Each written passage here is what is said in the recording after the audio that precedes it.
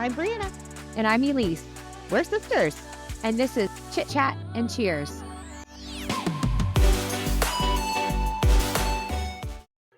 Alrighty. 3, 2, 1. Welcome back, everybody. Thanks so much for joining us again. We're excited to be here for episode 3. I can't believe it. We made it 3 whole episodes. I know. And I did want to talk to you a little bit about some of our stats from the first 2 episodes. I can't wait. Very exciting. But yeah, really excited to have another episode here. Let me do a cheers first. Yes. Chit, chat, cheers. Tink. Chit, chat, cheers. Tink. What are you drinking? Shandon. I have beer in the fridge if I get bored, but that's unlikely. I'm going to have to stop asking you every episode. It's just the same what you drink every day. I am boring. Bubbly and boring. What can I say? I do wear pink on Wednesdays at work, so this works out well. How very mean girls of you. I know. The only other person who does it, though, is our CFO, and he's a dude. So it's a work thing. Like on Wednesdays, we wear pink. And but he's the only one who always remembers because he has 3 little girls at home. I'm sure they remind him every day. Daddy, it's Wednesday. You have to wear pink. Yes. Does he have to wear like one shirt he wears every week, or is it? Oh, he has several. He is quite great. So he's so funny because nobody understands what he talks about in our operations meeting because it's all like spreadsheets and numbers. And so he started just giving us the weather so that everybody can just at least understand what he's talking about. He's great. Oh, he sounds fun. He is. Oh, we have a really great team. Yeah, good times. That's good. I am drinking a beer today. I wanted to switch it up a little bit instead of my usual wine. So what are you drinking? It's called Broken Carabiner, I think is the name of the beer. It's from a brewery near us called Ike and Oak. You have to know, too, Brianna's husband is a beer connoisseur. I think he has an entire closet in their basement filled with beers that he just tries and collects. Oh my gosh, more than that. He's gotten way better. I will say the last handful of years, he's really pared it back. But yeah, there for a while it was. But it's not just that he collects it. It's like an experience for him. It's like he'll like get them out for people to try and he'll label them. And like, it's all about like the experience. It's not just owning beers. Yeah, it's funny because he honestly doesn't even drink that much. Like I drink more than he does and I don't drink that much. It's like the thrill of the hunt of like collecting something. And then, yeah, you're right. He gets more enjoyment out of sharing it with people and like seeing their enjoyment of it. Same thing. Like that's how it is with all the things. Like he gets way more enjoyment seeing someone else enjoy something. His love language is very much like gift giving. That's just his personality style. Speaking of personality styles, let's talk about this episode's theme. Yes. So we are going to be discussing Enneagrams this episode. Dun, dun, dun. Is it Enneagrams or Enneagrams? I think it's Enneagrams. I think so too. Most of YouTube. I thought I was saying it correctly, and then I watched a few YouTube videos, and I was like, they all say it the same way, and I say it different. So it was probably me. I good call. I just mispronounced it. Enneagrams. Enneagrams. Enneagrams. Enneagrams? Any of the grams. You know what we mean, people. So, Brie, why don't you give us a rundown of what an Enneagram is, and then I will talk about how we decided this would be our episode. Sure, absolutely. The Enneagram, it's a system that classifies human personality. So for anyone who has no idea what this is, it's essentially like a personality test. So a lot of people are familiar with like a DISC assessment or Myers-Briggs. Myers-Briggs, exactly. Yeah. So it's one of those. But this. I also like it too because you don't have to be one or the other. There's a lot of like overlap. Yeah, exactly. There's a lot of connecting threads to like the different types. So there's 9 basic types. And Elise and I took a test to figure out which ones we were. But and I'll link the links to all the resources we used in terms of this research, and then also the website that we used to do our quiz in the show notes below. But as a little bit of background, Enneagram, it refers to a 9-pointed symbol that consists of 3 shapes. So there's an outer circle, which all the numbers are kind of placed around. And then within that circle, there is a triangle and then a hexagon shape. So it describes the 9 primary strategies that we all use to relate and interact with the world. And each of these personality types has a core sort of basic fear, a basic desire, and then generally predictable patterns of behavior. Now, to your point, right?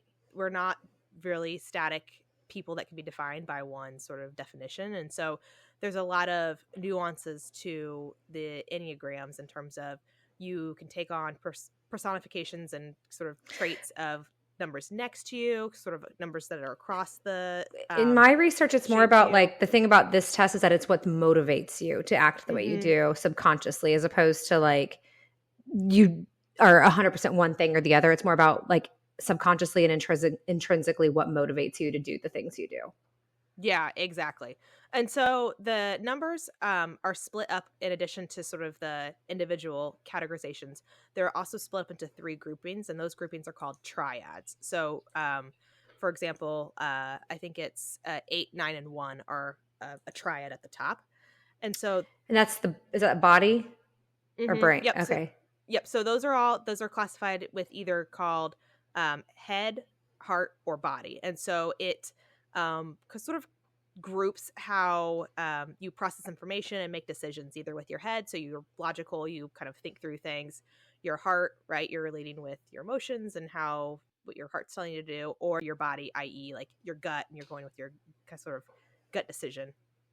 So it just depends on what your core number falls into. One of those triads is kind of how you are split up. And so according to the Enneagram theory, each person develops one of these 9 predominant personality strategies or types by adulthood, and it helps them navigate their external environment. So it kind of, to your point, explains sort of your motivations and why you do what you do. And what I thought was interesting too is the research that I was doing. A lot of them said that your personality or core number can be formed through some sort of trauma in your childhood, and that's sort of the basis of you had something happened to you when you were little, and that your reaction to that is kind of how you formed into your number by adulthood, which I thought was interesting. And it doesn't have to be like you saw someone get shot. It's like something that at that time in your life, like you saw your sister, like I knocked your tooth out and that was traumatic to you. And so whatever. I mean, I knocked out most of your first teeth, so it's fine. You did. Yeah. At least, what was it? Of the first like 7 or 8 teeth you knocked out. I think I knocked out 5. Yeah. Yeah. Just walloping on me. It's all right. You made it. I remember the worst when we were in the car. I think we were coming back from Florida maybe, and you were in the back seat, like sprawled across it sleeping, and I went back there to try to like wake you up, and you literally just like jacked me in the face with your foot. You kicked me away from you. Do you remember why I did that though? You took a necklace that was like a wire necklace and you wanted me to put it in my ears and you poked my eardrum. You don't remember that part conveniently. That is all just unnecessary information. Let's focus on what's important, that you literally knocked out my teeth as my older sister. But I do love you. Thanks. I love you too. Cheers. Cheers. So going back to what we were talking about, the corresponding fears and desires of your number sort of help you understand your underlying motivations to your behavior. So you take the test and you find out what your core number is, and then the 2 adjacent numbers on the circle to you, those are your potential wings. And so a lot of times when people refer to their number, they'll say, I'm a 7 wing 8. So they're 7, and then they predominantly associate their personality with the 8 sort of modifier to their core number. Which becomes important when you're understanding, because when you read some of the definitions of these personalities, I actually text Brianna, I was like, I'm an asshole. and then I was like reading more about like the wings. So I was like, okay, I'm not so bad. It's funny you say that, because I had a very similar reaction at first to when I got my results. I was like, man, and we'll tell you what our results are here in a little bit, but like, man, I am an awful person. This is just, I don't really associate with this. Like, this is just very negative, and I don't like the personality that it's painting me out to be. But then, I felt like I was kind of defensive almost at first when I was looking at it. And then I kind of took a step back and came back and reread it with a more open mind of like, okay, how is this applicable to me? And I could see a lot more of, yeah, I do that. Maybe not to the extreme that they were giving in the examples, but I'm like, yeah, I can see how I would maybe react to that, or that's kind of a gut reaction. But I think when you incorporate the wing that I had, which in my instance, they're very almost like opposite personalities. Like one is very like passive and sort of like a follower, whereas the other one is much more like dominant and independent and driving. I think the mixture of those made a lot more sense for me because, like you said, we're multidimensional as people. We're not, Right. 2 or 3 paragraphs summarized on a paper. Right. The other thing too is all the research I did was like, if it hurts and it's uncomfortable to read what your predominant personality type is, probably means it's accurate. Yeah, like, if it's ooh. yeah, I read something that was like if you're reading through the personalities and whichever one makes you feel the most like naked in front of a crowd, Yeah. like, oh, I need to hide, that's probably the one that you should associate with. Yeah. So in addition to your core number, you got your wings, then you also have arrows. So this is kind of confusing. So I might pop up a graphic in the video, which we're gonna hopefully, if I don't totally mess up the video. You're clear this time. You're not fuzzy like last time. The episode 2, the video was actual garbage. We could not use it. So that's my bad. So if this video is okay, we're going to put this on YouTube for those of you who would prefer to watch this instead of just listening to it on a podcast. But I'll try and pop up a picture of the Enneagram at some point so you can kind of see what we're talking about. So you got your I can hold up my cell phone in the picture if you want. There you go. Core number, you got your wings, and then you also have arrows. So coming off of your core number, there will be 2 arrows. And one points to a number that you are growing from, so you're overcoming, and then you also tend to revert back to in times of stress. And then there's another arrow that's pointing to another number that you are growing to and growing into, and that in a time of growth or when you are sort of your most healthy, you portray aspects of that personality as well. So, like I said, you end up having connections, your core number, 1 or 2 wings, depending on if you associate, and then your 2 additional numbers. So you really kind of hit a broad spectrum around this shape and sort of the circle of numbers. Which is why it's a really much more interesting, and I feel like more all-encompassing of an actual personality than some of the other tests. The only other thing I would say is in some of my research, the names we're going to use are what were on the test we took, but different brands of the same test will call the items different things. So just looking at where they're at on the Enneagram, however you say it, Enneagram is going to be important. Yes, exactly. And some of them sound more like some of the words I feel like in the one we chose are a little bit just in general, they just sound like things you don't want to be. But that's not like in a different test, the exact same traits would be called something different. So don't take that at face value.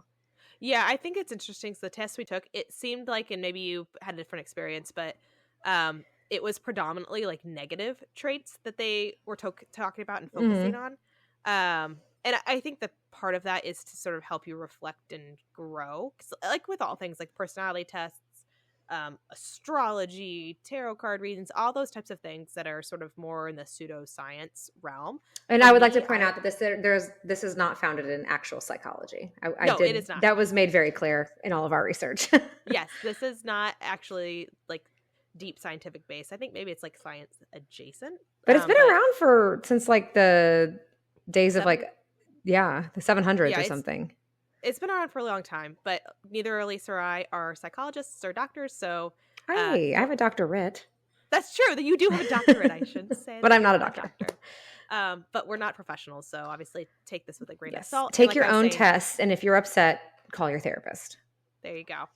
But with all things that are sort of like pseudoscience, for me, I always just view them as more of a tool to have self-reflection versus something that's like, well, this is hard fact, my star chart said this and my tarot card reading said that, so it's going to happen. For me, it's more of like, okay, well, what does that mean to me, and help you sort of self-reflect. So I kind of approached it similarly, and that it's more about like helping you understand like your motivations and your feelings, helping stress management, and then also interacting and helping you with your interactions with other people. And that's where my arrow's pointing, because my predominant type was like, oh, these are all the things that are stopping you from being your best, so you need to fix those things. But let me okay. talk a little bit about how we got on this subject really quickly. So we have a really good friend, V, who is probably the most self-reflective person I know. She is always trying to grow herself, whether that be physically, emotionally, or mentally. She is the queen of recommending a book, and like she recommended a parenting book to me, and I started listening to it while I was like at soccer practice walking, and I was like sobbing on the field, like one chapter in, to the point where the coach was like, did somebody die? Are you okay? It's just like, this is so hard to be a mom. But she's so good at trying to grow herself. And like, she's probably, one of the most self-reflective people that I know. And so she came to visit me with her family, and she was cleaning out my fridge. And I was like, V, you don't have to do that. Like, she's like, no, I love it. And she's like she's like taking out the drawers and like washing them, and like she was just looked so at peace. And I was just like, not in a way that made me feel like my fridge was dirty. Like it is, but that's besides the point. My fridge is for sure dirty. But like she was doing it because she literally finds joy in organization and like order and just keeping things where she wants them. And she was talking about how she took this test. And so then you and I started talking about it, and we just thought that would make a really interesting podcast episode. And so even all week long, we've kind of been talking back and forth like, oh, this. And then we'll talk more about how we both reacted to our scores and whatnot. But I just thought like it was really insightful. And so on a future episode, when she's a guest, we'll have to delve into her Enneagram. Yeah. If she's so inclined, obviously this might be. If not, that's fine too. But she was the inspiration, as Chicago would say. I know. She's so awesome. Like I said, we launched, so this is the day before Halloween. Happy early Halloween, spooky. Yes. Spooky booky. So we launched the first 2 episodes a week ago, and I think you said you mentioned to her that we had posted it. We didn't give her the link or anything. And then I may have sent it to her, just her though, but not to anybody else. Yeah. We were like, even it's like that. It's like, okay, you don't need to listen, obviously. Yeah, I was like, just so you know. She immediately listened and then immediately screenshotted it to our like group chat and was of like, all of our high school friends. Oh yeah, of all of our group of friends. And she wasn't bullying people to listen, but she was like, you guys have to go listen. It's great. So she is just such a great cheerleader. We love her. Yeah. And everybody in that group of friends has been so supportive, and they're all like, oh, I'll be a guest. It's great. So we love you. Your husband sent me a bunch of ideas of like, oh, you should do this for an episode and this for episodes. It's been really, really fun, honestly. He told me he really enjoyed it. And my husband is an avid podcast listener, so the fact that he even listened and got through all of it's impressive. Real quick, I know this is a total side tangent, but since we were talking about launching the podcast and stuff, we have 22 downloads, which is awesome. We are famous. It's so exciting. I mean, I'm sure 22 for anyone else who has a podcast is probably like, that's nothing. But for us, that's really exciting. Because I thought we would have maybe 1 or 2. Like mom. Yeah. Dad. Dad. He called me tonight and he was like, I feel like I'm getting the real college sports athlete experience. Everything's hi mom on TV. He was like, all I got is a toilet paper a toilet paper riot. We love you too, Dad. You're the best. Thank you. All right. Anyway. Enneagrams. So was there anything else you wanted to share about just sort of? No, I found it fascinating. Although Brianna did like actual research. And again, I am the comic relief of this episode /show/life. And I mostly watched YouTube videos regarding celebrities that our personality types would most be like. So oh, I want to hear who your celebrities are. Yeah, yours. He changed the guy who did it, and I can't find his name. I don't remember it, but I have the YouTube video. But he like the first 4 types he did one way, and then the other types he just like basically played clips from movies and put like subtitles. So yours was a lot harder to like figure out who he was talking about, but it was still fun. Well, did you have any ones that were exciting? Well, he like broke it up into like unhealthy, average, and healthy types for each one. And so like an well, let's talk about who we are first, then we'll get into this. Okay. So you go first. You tell me. You go. You're the brains of the operation. I don't know about that. Does that make you the beauty?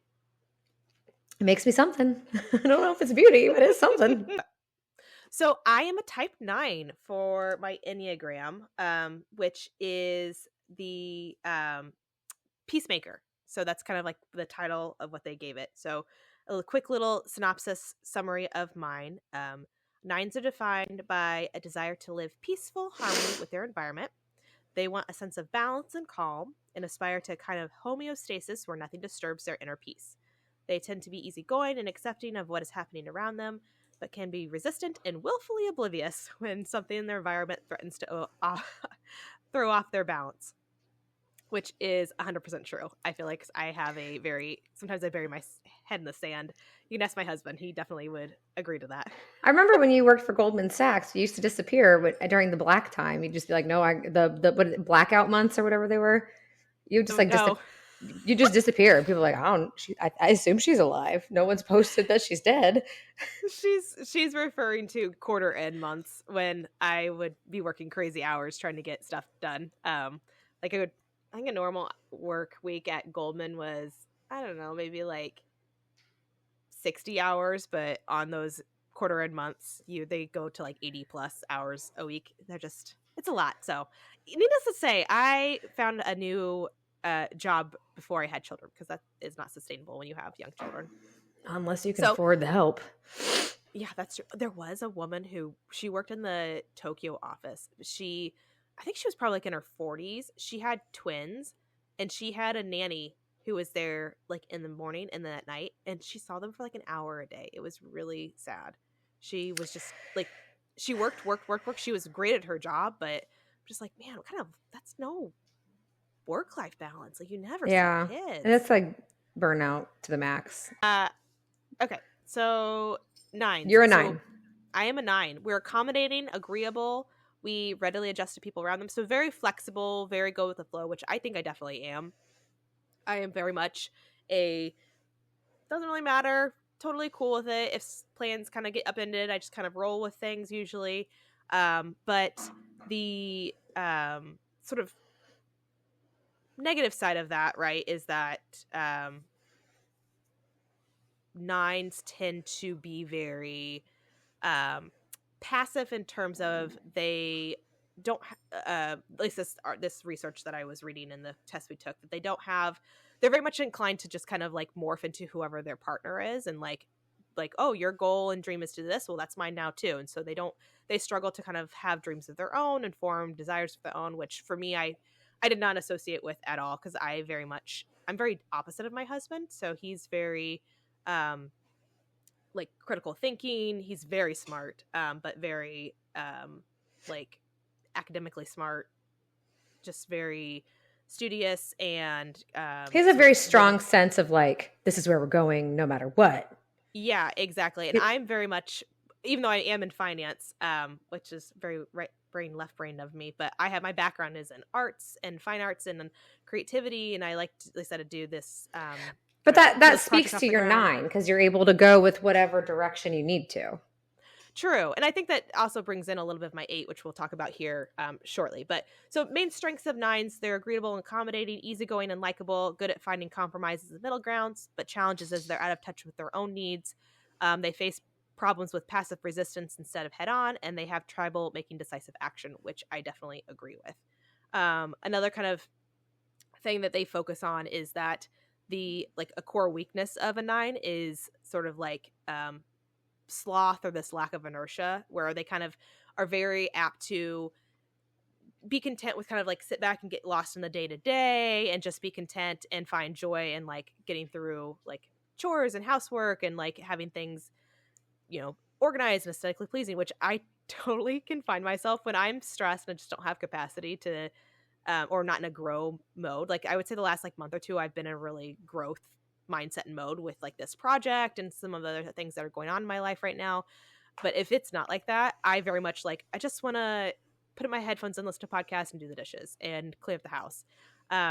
Very easy to kind of get lost in that day to day. I think I would actually have made a really great 50s housewife with that. You'd wear the pearl necklace and the skirt and just be vacuuming.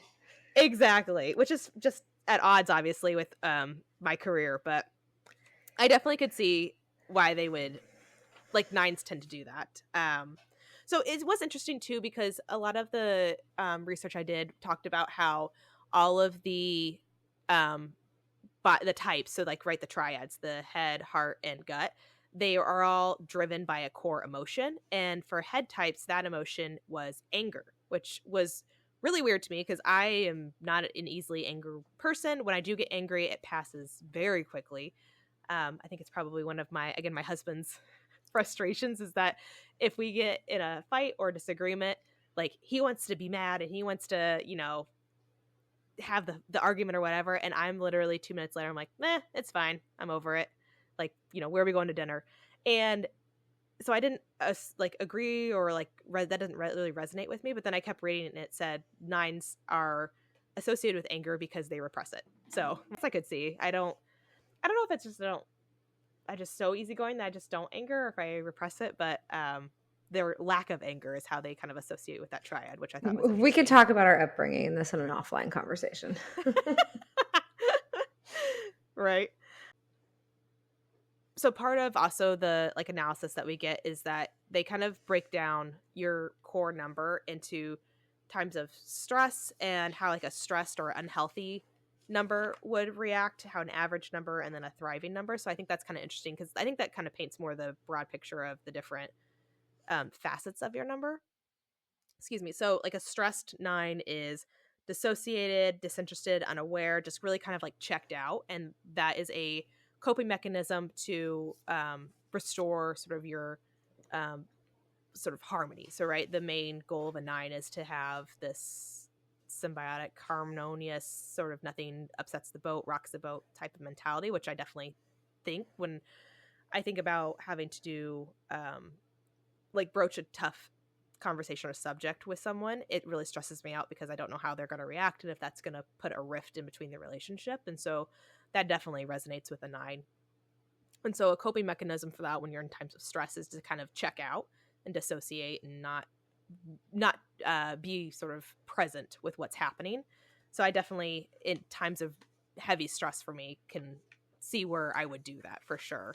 And I think we all have parts of every personality type. Let's throw that out there too, right? Yeah, for sure. And I definitely if someone texts me something that is upsetting or concerning or any sort of bad emotion, I do kind of have a tendency, I'll look at it and I won't respond to it because I just don't want I can't deal with this right now, I'm gonna put that away. So that definitely is my 9 showing through of I'm just gonna pretend like this doesn't exist and then deal with this later. But you also always come back at it with an appropriate response. And I think that's the 8, the wing 8 coming through, right? But you don't always just appease people. I mean, you and I have had some really tough conversations over the years. And I think that your ability to dig into that, challenger 8 style really helps. You're easy to get along with, but if a hard conversation has to be had, no matter how much angst it causes you, at some point you will have it. Yeah, exactly. So an average 9 is easygoing, can be conflict avoidant, passive aggressive sometimes, stubborn. But a thriving 9 is someone who is humble, accepting, gentle, supportive of others, creative, patient, supportive, receptive. So sort of those more desirable traits for someone who's very altruistic, yeah. Themselves. Exactly, yeah. So that's what I aspire to be. So real quick, I want to talk about wings, and then I'll turn it over to you and you can kind of give us the rundown. And then I did have a thing that talked about its relationship, I think sort of more romantically between our numbers, but I think we can kind of talk through how I think that applies to us as sisters. Sisters. I love you and a sisters. All right. Moving on. So like I said, the wings are the numbers on either side of your number. I associate with a 9 wing 8. So for an 8 wing, that sort of layers in a more assertive, confident person. So a 9 in general is very passive and sort of very much a follower, very timid, unsure of themselves, it seems. Whereas an 8 is much more assertive, confident. They're kind of almost the opposite in a lot of aspects of a 9, which I think is why it kind of balances each other out. So they have a strong sense of personal power and want to enforce sort of their sense of right and wrong in the world. They specifically call out at work, this person is much more confident and sort of a leader, a go-getter, which I definitely think at my job I'm pretty confident, comfortable voicing my opinion. I have no problem asking questions and kind of raising my hand if I don't agree with something. So that's definitely not a 9 trait mentality. I think that's definitely where I lean more heavily on my wing 8. So it's just interesting because they are very much opposites, and I'm interested to hear sort of your wings, and if that's similar, if they kind of complement each other, if they really are more opposites like mine are. But yeah, I just think it's really been really helpful exercise for me to kind of read through it once, be defensive, come back to it with an open mind like a day later, reread it, and really kind of be open to how it's applicable to me. Because I think once I did that, I could see much more of it applying to me, and how now that I'm aware of it, I can think through, okay, well, is that really the best way to approach something? Or like even today, I had an instance at work where I was on a meeting with somebody else, another colleague of mine, completely unintentional, but he said something in the meeting that kind of derailed the research and presentation that I was doing. And I think my instinct is to say, it's fine. Like, it's not a big deal. I'm not going to obviously address it in front of the client, and I'm just going to let it go. But after reading this, I was like, no, I need to, you need to address this with them. And so I called him, and it was fine. It was totally not a big deal. But even just something small like that, I think it's good to sort of check yourself and say, okay, am I falling back into those unhealthy habits of a 9 or whatever your number is, and helping you kind of grow into a better version of yourself. Well, I tell my staff all the time, if I don't know about it, I can't fix it. Yeah, exactly. So, yeah.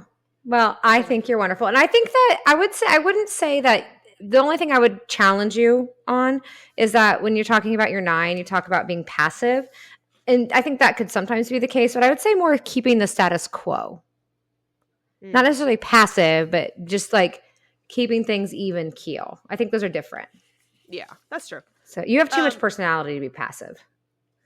That's the passive, like not knowing, being in tune with their own wants and desires and what they want to do in life. It did not resonate with me at all. So that's why I think I'm more 8. Like, do you want me to talk about my arrows, or do you want to talk about your stuff first? Then we can come back. Maybe arrows is a different episode, or at the end. We'll see how long we go. Just because it gets confusing. If I find arrows confusing still, and I've been researching this all week. So I think the best way for me to think about it was it was a different website, and I can send that to you, but one is how you react when you're stressed, and one is how you react when you're in growth mindset. And I can see that based on like looking at it. So maybe we come back to that at the end. But you'll need another beer because this is going to be a long episode, kids. I'd cheer them a lot out. So while Brianna was predominantly a body type because she's a 9, it will surprise no one who knows me that I identify as a 3, which is the achiever. And funny story. So I kind of even more solidified that I am an achiever when I took this test and I didn't like it. And I decided that's not the best. So I need to retake this test. And so I retook it for a different result. And then Brianna and I had a conversation, and he said, well, the second time you took it, did you answer honestly, or did you answer the way you thought you should answer? And I said, well, and so she said, Elise, are you not the same woman who had 3 jobs, was in the reserves, and was getting a doctorate or whatever? Yeah, I said, I didn't want to tell you yes or no because it's your journey and I want this to be your decision. But you waited till I came to the conclusion. And in the back of my mind, which again, maybe it's just 9, the very 9 of me that I didn't confront head off. I'm like, weren't you the same person that was doing 3 full-time jobs, doing reserves, getting your doctorate, and decided to coach your daughter's soccer team like at the same time? I'm like, I don't know how much more 3 you can get from that, but you came around. I can try. I think you did the same thing that I did, where you read it, said, that's awful, that's not me, I'm not like that person at all, and then came back to it, read the whole thing, kind of digested it, and you're like, okay, I understand now. And layering in the wings makes you more of a well-rounded, normal individual. But I also, so like looking at the head, body, and heart, I was like, man, I have like 80s on a, like, so I was definitely a predominant 3, but I had a high 7 and 8 also. But when I'm reading about like body types, whatever, I'm like, I was pretty high in these. And then I get my heart type 3, 98% match. So like, there's no denying that. But so basically heart types are driven by emotions and desire to connect with other people, where we have a lot of empathy, but our core emotion is sadness, which I do not do well.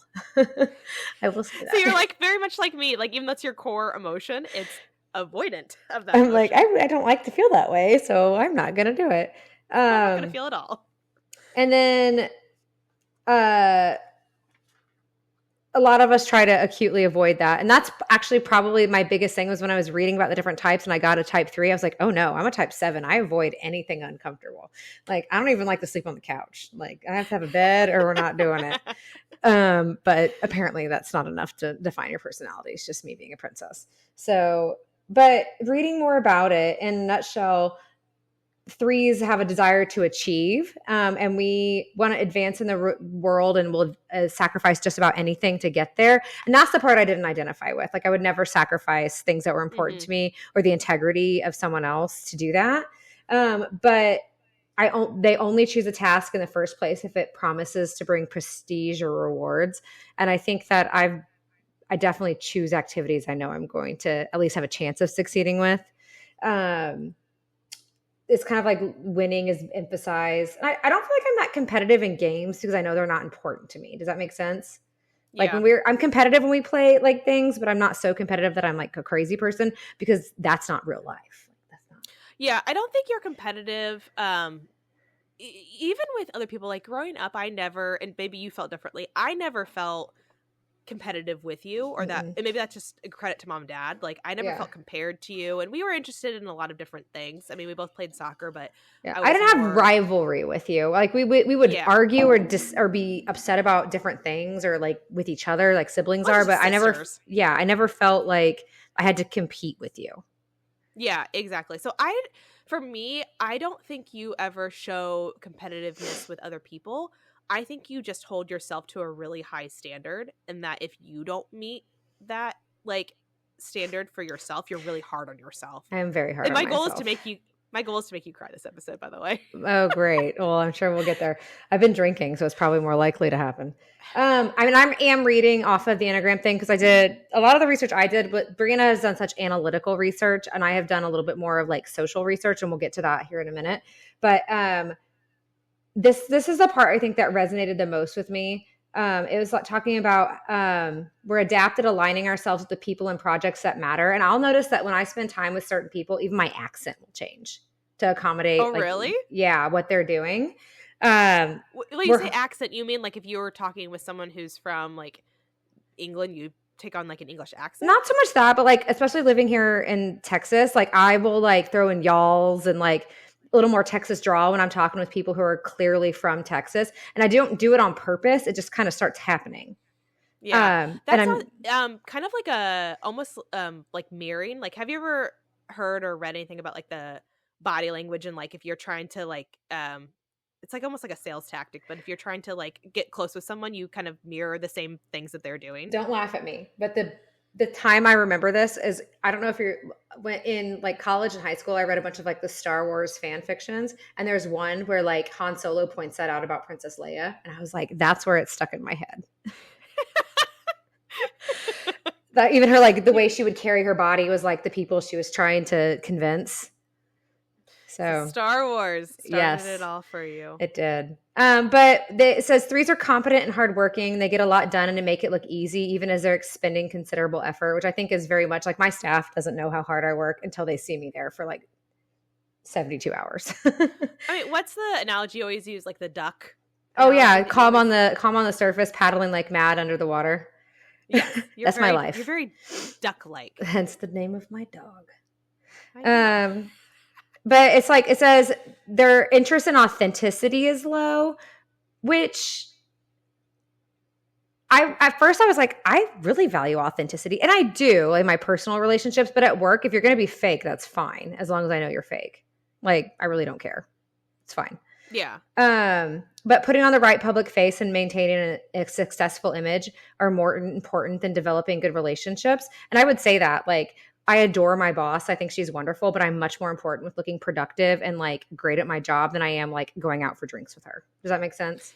Yeah. And we talked a little bit about this too. I think the way that both you and I respond and act in a work setting is very different from how we act and respond in like a social or like Yes. I would be a family very setting. different number in my personal life than my work life. Yeah, which again I think is why those wings are so important, because I think it gives you the multifaceted like personality of who you are. But my favorite part is it says what threes are selling, the rest of us are buying, and they certainly know how to wear a mask and make a good impression. And I feel like I'm a queen of that. Like, I can have had like an argument with John, gotten in a wreck on the way to work, and I show up to work and I'm like, oh, it's a terrible day, but let's just make it happen, guys. Like, I use that to connect with people, or like, seem to connect, I guess, according to this, and be productive and put on the appearance of being like, threes are very charismatic, and I definitely feed into that.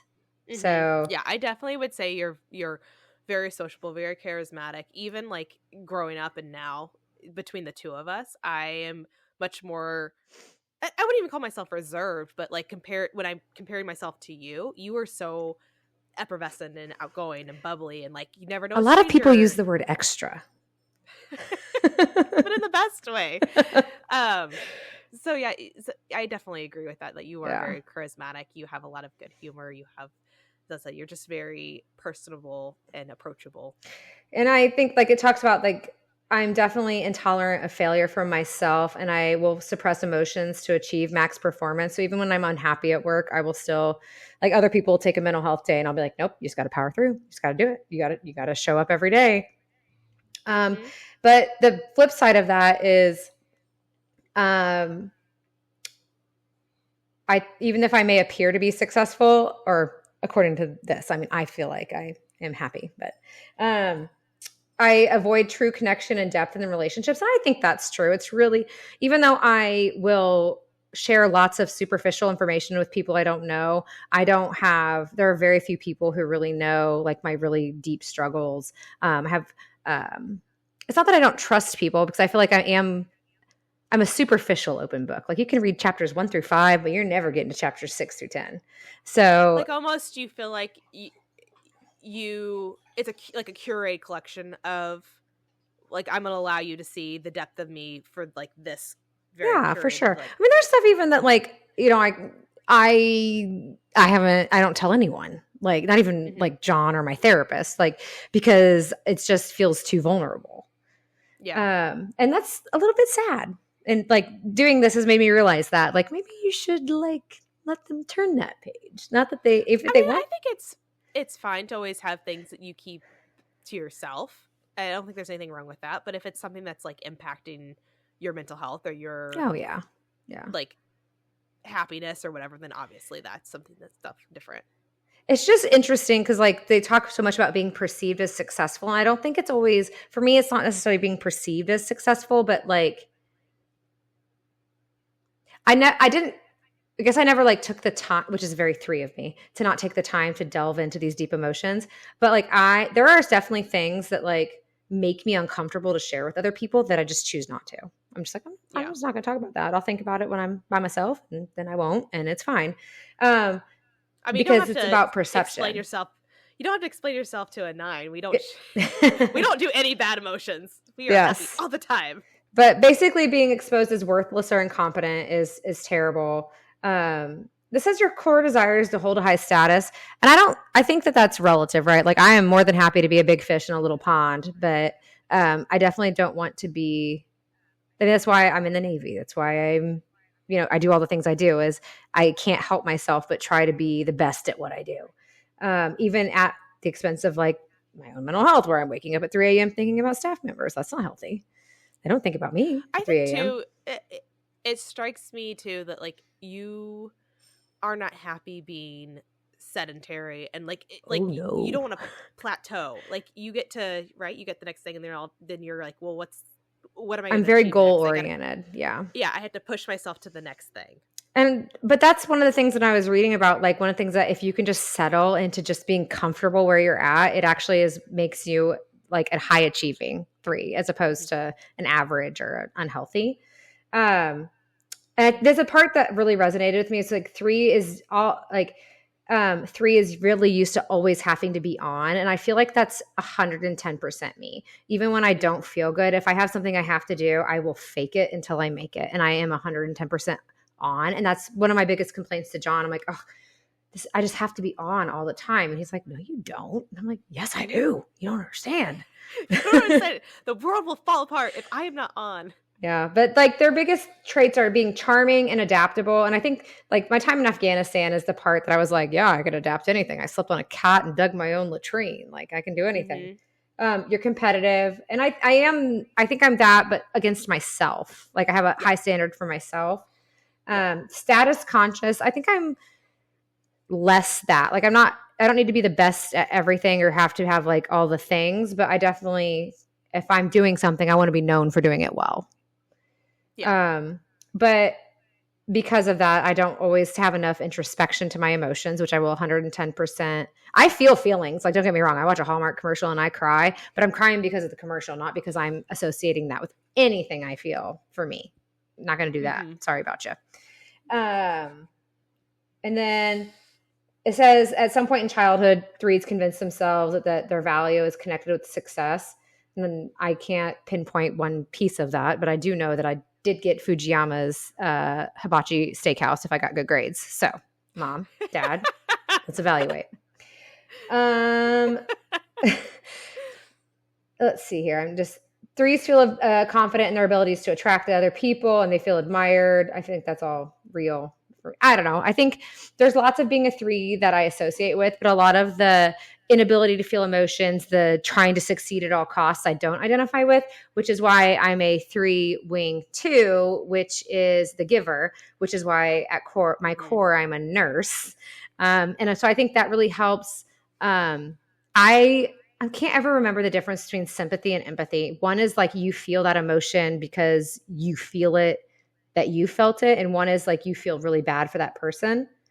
I think empathy is you have felt that emotion so you know what it feels like, whereas sympathy is you just feel bad for them. I think I am really good at sympathy. Like I have felt a lot of those emotions, but like when you tell me a sad story or I watch a Hallmark commercial, I am just so emotionally sad for that person. Like no one should have to go through that.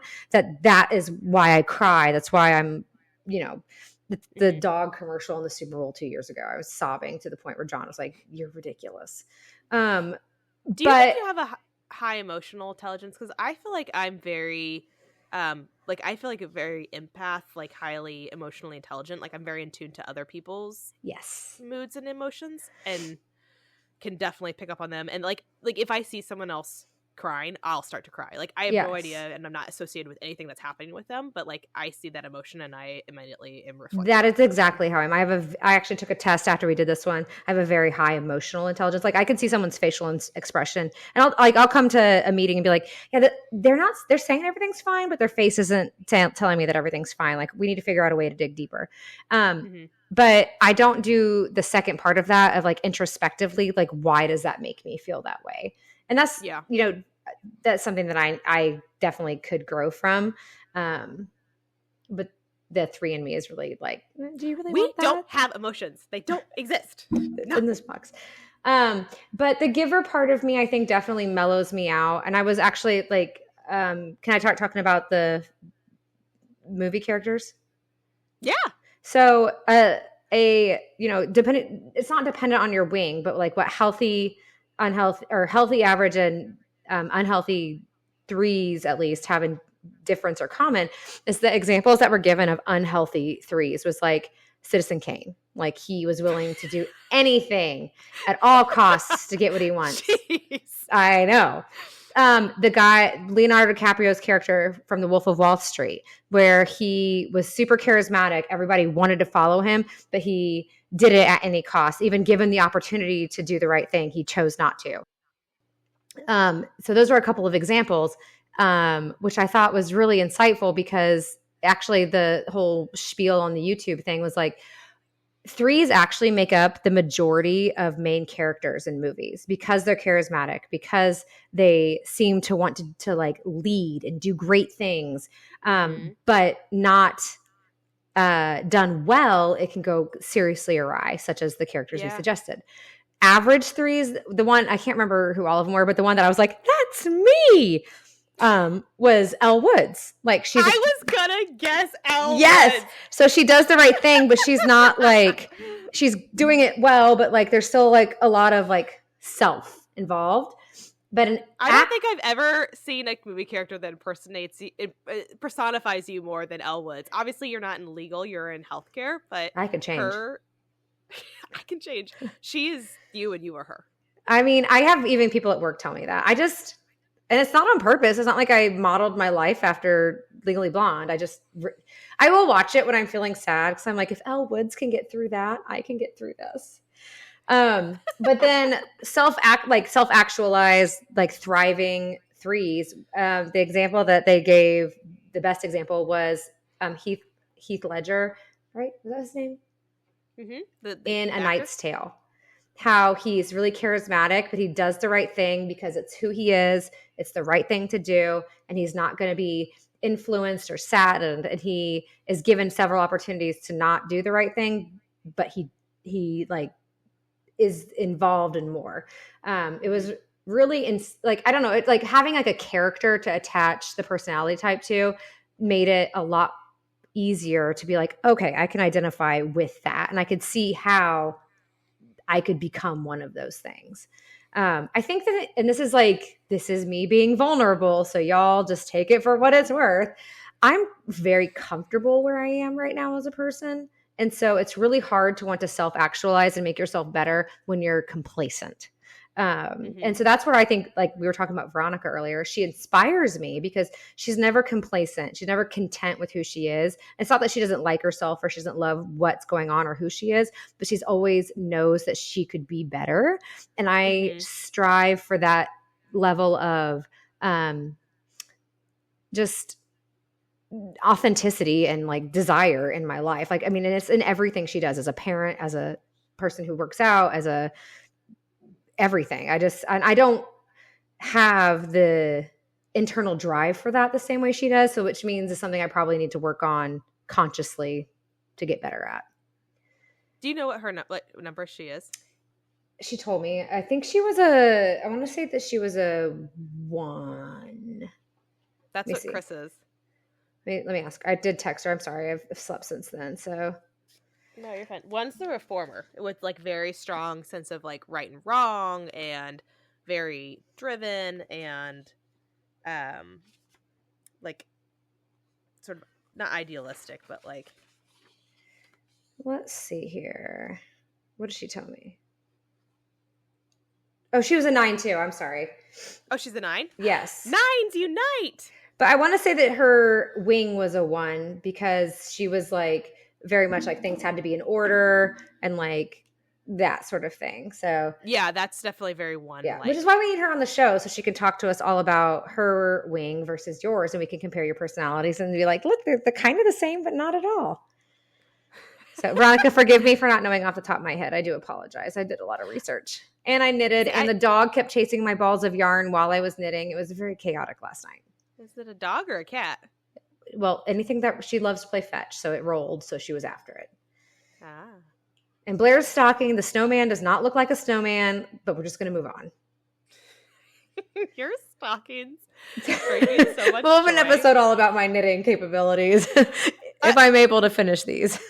When you get your Christmas decor out, you have to show John's stocking. So my grandma, who has since passed, but she was a top-notch, world-renowned knitter. She was so skilled at, she would make the most beautiful scarves and sweaters, and she made these stockings, so Christmas stockings.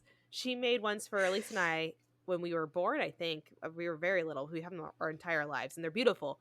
Well, one year Elise was like, I'm going to learn how to do that. And so she started making John a stocking. And I don't know where you went awry, but this thing is probably, a good 4 or 5 feet long. Almost as tall as my children, so She 4 feet. You didn't want to get to the heel and have to turn, so you just kept going down and down and down. And That then thing Granny is- turned the heel for me, and so it's like lopsided and long and lumpy, and then all of a sudden it looks beautiful. I should show you Sloane's. It's pointy. It looks like an elf shoe, and I'm like, Sloane's like, "Mommy," and I was like, "Honey, you can buy a new one when you're a grown up. This is just for me, okay? At this point, it's for me." Funny. But Blair's John gets extra presents, and the girls get what they get because there's not much that's going to fit in those elf shoes. Yeah. Well, and I tried to do the pattern myself because I did Sloane's, and I changed the like design part to Blair's. Not a good choice. Should have just done 2 Santas. But anyway, back to Enneagrams. So, but anyway, back to Enneagram. I'm an achieving giver, and you are a peacemaking challenger. I think yours sounds like a Marvel superhero. There was, hold on a second. Where was the thing that I saw? Oh, well, you're looking for that. Let me talk about the characters. So the film that I watched that talked about the characters, he initially did like all this research, but I couldn't find some of the later Enneagram types, and he had changed the format. So he said that Uncle Ben from the Spider-Man Theory movies, the original ones with Toby, whatever his name was a peacemaker. And then Bilbo Baggins, and then Mufasa. So I wasn't super impressed with any of his examples because I feel like we could find some better ones. So that's my goal for our next episode is I'm going to come with examples of better peacemakers. All of this could be yours. Everything the light touches would be yours.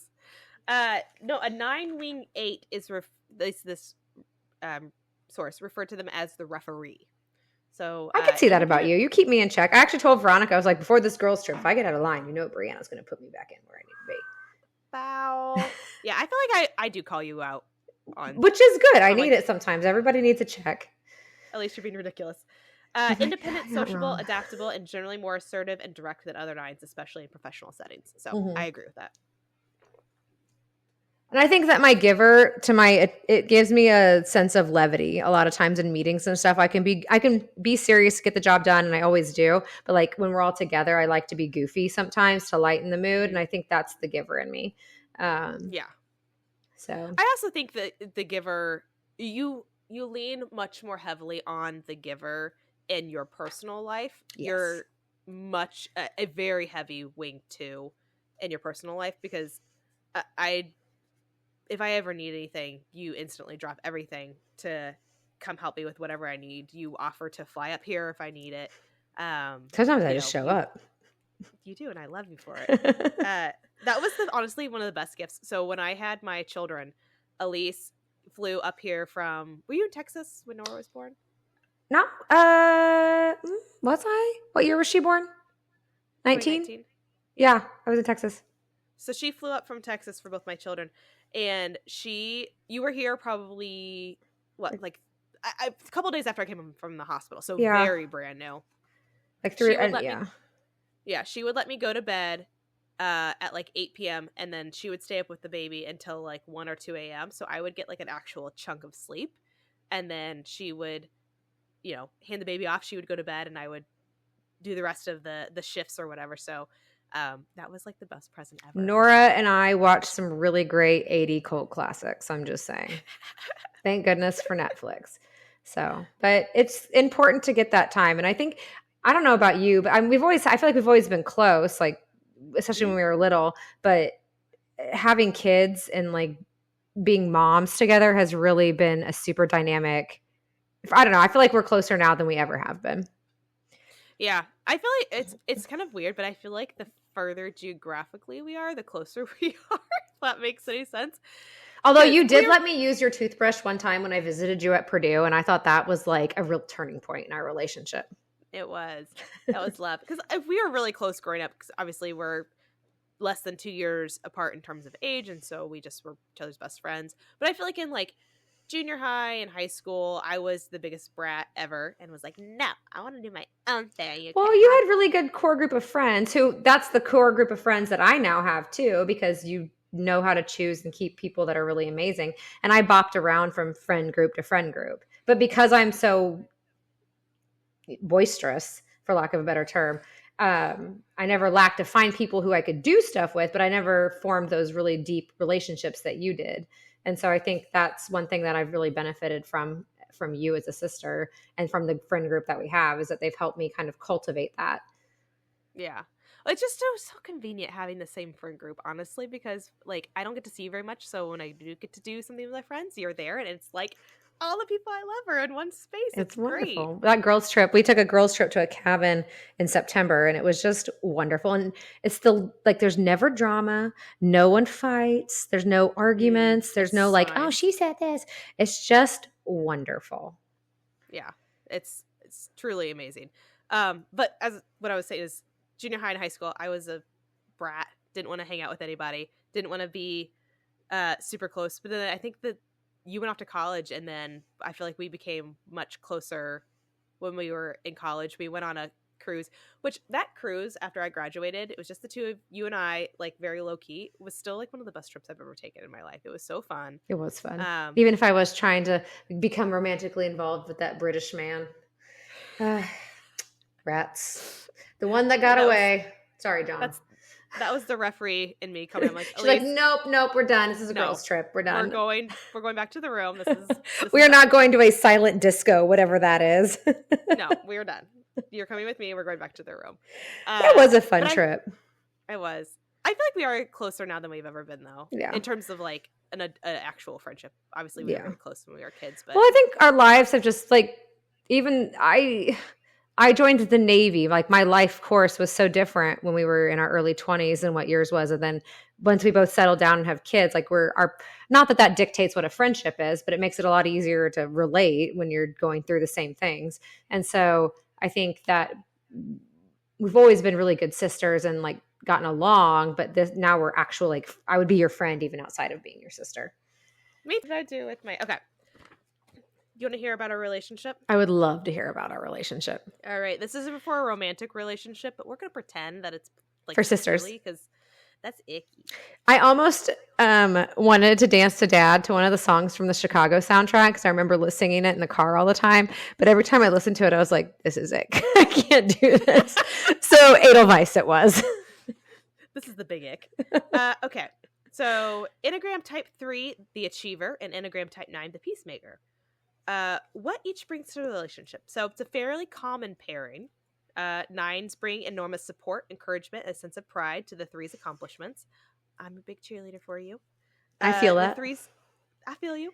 The 3s can feel that the 9 is behind them. When the 9 is behind them, they're able to be themselves, explore their potential, and become the best friend and professional they can. 3s help 9s to properly value themselves and to have more self-respect and invest in their own development, which I agree. I think you are constantly helping me sort of give kudos to myself. And you're pretty amazing. I don't know if you know that. Pump me up. You're a good hype girl, hype man, hype woman, hype person. He, she, they, 9s, it. This one I feel like definitely applies. 9s can help the 3s relax and find enjoyment in simple things. That is true. I have a hard time doing that. I don't sit still well. 9s give them permission to not drive themselves so much. Both types want to avoid conflicts and put a positive spin on things. 9s are generally optimistic and look on the bright side, while 3s focus on being positive and hopeful and are careful not to let people see them down or depressed, which I feel like is so you. Very much so. Both types are sociable, idealistic, caring for children, animals, and underdog. Both are usually hardworking and want to achieve a degree of material success that will enable them to take care of others in a kind of extended family where everyone would be safe, comfortable, and thriving. So that's all the good things. You want to hear about our bad things? Not really. Don't we like to avoid conflict? Yeah. Yeah, big time. 3s and 9s can almost be too much of a good thing. Because both types are attracted to keeping positive values in their lives, there can be so much attachment to comfort and stability that it becomes difficult to question the status quo and routines that they get into. Neither wants to bring up conflict they have with each other. 9s are more likely not to want to talk about whatever is bothering them for fear of further endangering the relationship. But 3s also do not want to express their complaints because doing so will risk rejection and may also expose the fragility, or even the falseness of their relationship. 9s feel that it's better not to say anything and let things work out on their own if that's possible. threes are heavily invested in having they say perfect marriage, but I'm going to say perfect relationship for you and I to the outside world. And it would be difficult to talk about their unhappiness in the relationship or the frustrations. I feel like I felt that way for a really long time. Like I don't know if you remember this, but when you were pregnant with Nora, when I came to visit, you even mentioned to me, like, why are you're acting weird? Like, you keep saying sorry, you're not being yourself. And I was just like so focused on making it the perfect visit that I couldn't even relax. And I think that a lot of like hearing this, I'm just like, well, that's what was going on. You wanted it to be perfect instead of just enjoying being with your sister. Yeah, I feel like I did used to tell that to you a lot. Stop apologizing. You don't you don't need to apologize for that.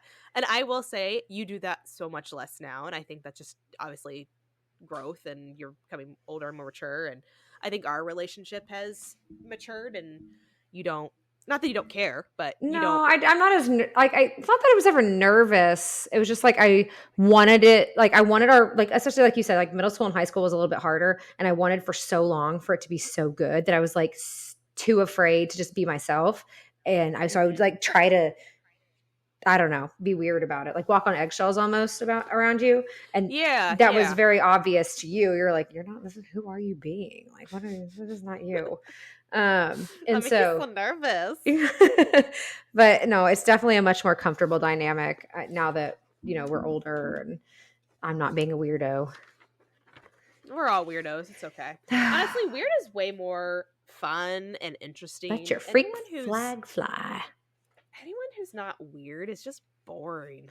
Like, so 1 second. Did I tell you that I started social medias for us? No. I can tell you a little bit though. I did investigate. So my husband is a type 8. He declined to pay for the $30 to know all about his wings and things. But online, what it says about type 3s and type 8s is they are not considered the most compatible, but if it works, power couple. So, I would say that you guys work really well. We do. I think that I help make him feel comfortable being vulnerable, and he challenges me to think beyond the surface and what is just appearances.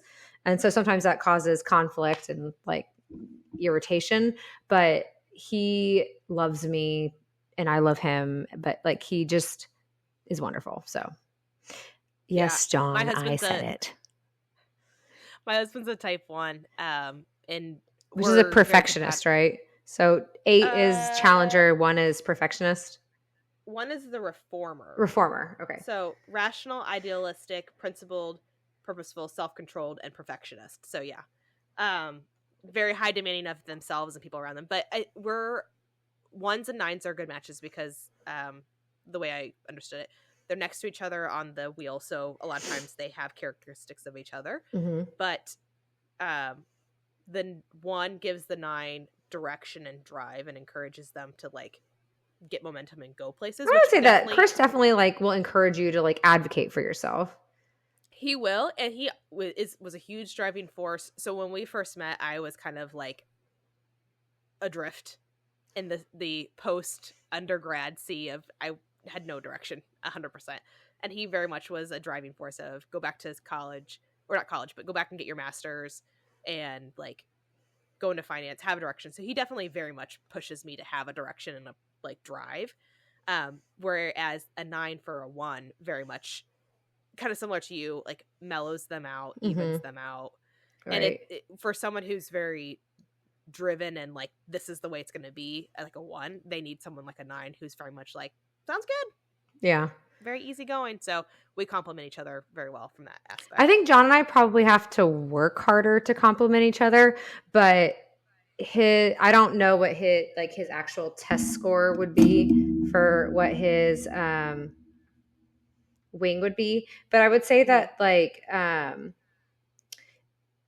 my giver aspect of like wanting to make like just feel good and help others. And then I bet my guess would be that he is actually a peacemaker on his wing.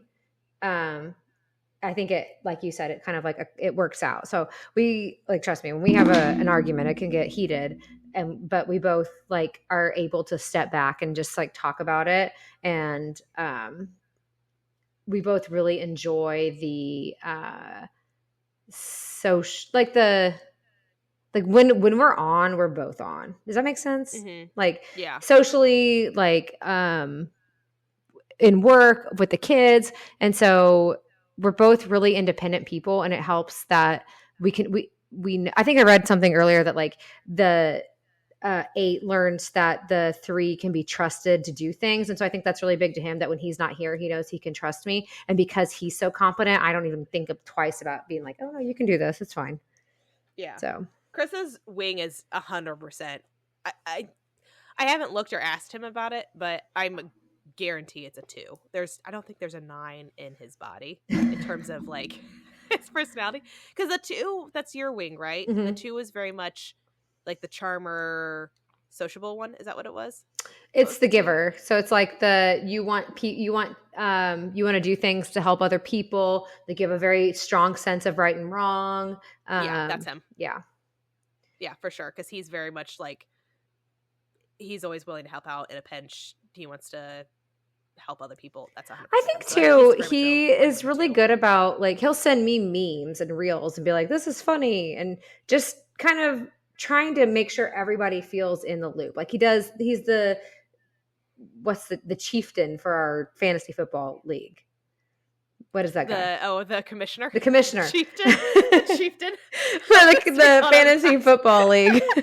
It's like he really wants people to be together. And I feel like the friendships that he has had since he was a child and he's maintained, even when they have tiffs and things, he still thinks of them fondly and speaks of them positively. He really just wants everyone to be collectively taken care of. Yeah, agreed. So, all right. Well, let's wrap this up. Anything else? Any final words on the Enneagram? I'm going to use this and apply to it my life. I'm going to try and keep it in mind. I think it was a really helpful exercise in sort of self-reflection. I think I even so long story short, for the job that I have now, I have to sit for a certification exam, of which I have not studied. I'm not a floor nurse. I don't really feel qualified to take the exam, but I have to, because the leader must lead. And today I was commenting to somebody else. I was like, it's just going to look so terrible if I fail. And she goes, no, it won't. And I looked at her, I said, you know what? You're right. I'm human. Like, if I don't pass it the first time, that's okay. And like, growth. I literally was like, you are focused on the way it will look if you don't pass. How many of those nurses that work for you didn't pass the first time? Like, take a deep breath. We are on social media, so you guys should absolutely follow us. So first of all, you need to go and rate, review, and subscribe to the podcast. We've got a couple. I think we have 3 subscribers on Spotify, and I don't remember how many on Apple Podcasts. Yes, I'm pretty sure they're me, Mom, and maybe Veronica, but it's all right. I didn't realize we had social media until right now, so they will have 4 after this show. Yes, so we are on Instagram and TikTok. Follow us there. We're on TikTok. Yes, TikTok and Instagram. So we're posting clips of the episodes, and then obviously when we release a new episode, we'll also post there so you know it's there. I think we're going to aim for every other week right now, starting out, and then we'll see how that goes. Hopefully, if we can continue to do this and kind of once we get in a flow, maybe we can go to once a week. We'll see. But for right now, every other week felt right for our schedules, and you know what? Wednesdays are piano night, so I get an hour at a little Italian restaurant by myself. So this is a great night.